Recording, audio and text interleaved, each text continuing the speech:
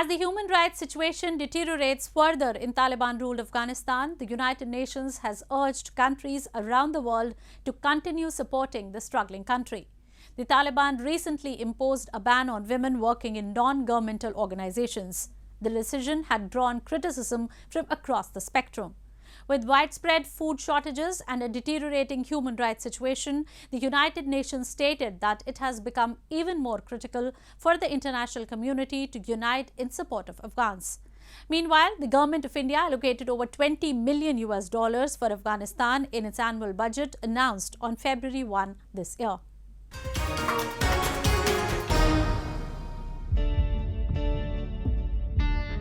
Afghanistan is returning to the previous Taliban era with no respite appearing in sight. While majority of the population has plunged into poverty bracket, many independent organizations have feared that famine may hit the country anytime. The Taliban, which was zestful while regaining the control of the country, is now failing to meet even the basic needs of its people. The head of UN-8 and member states recently discussed how everyone should work together to come up with a plan to keep sending aid to Afghanistan once the Taliban regime imposes a ban on the majority of female aid workers in December 2022.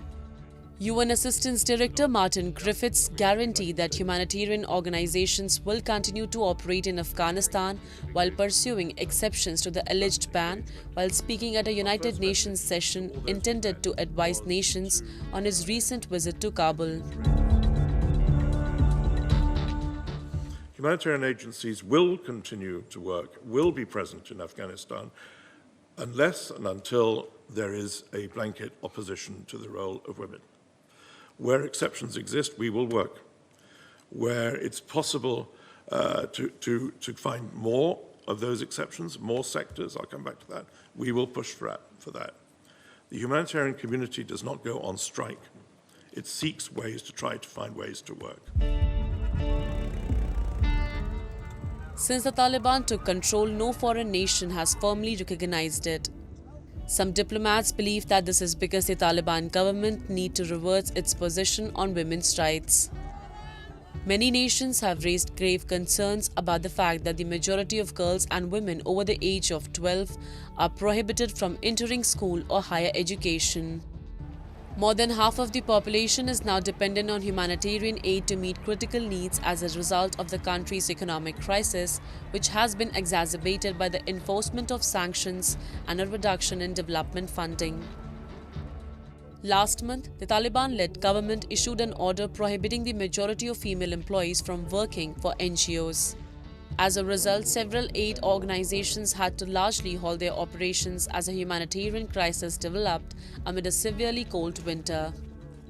It was not the time to redirect funding to other situations, CARE International Secretary General Sofia Spreckmann-Senario said in a statement to donors and member states. We ask for continued support and engagement at this critical time. This is not the time to reduce or divert funds to another crisis or to other crises.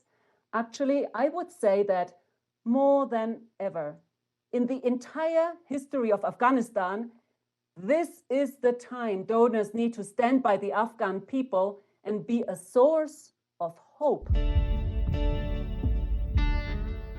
After breaking their pledge to give women a dignified living during their second term, many women have left Afghanistan.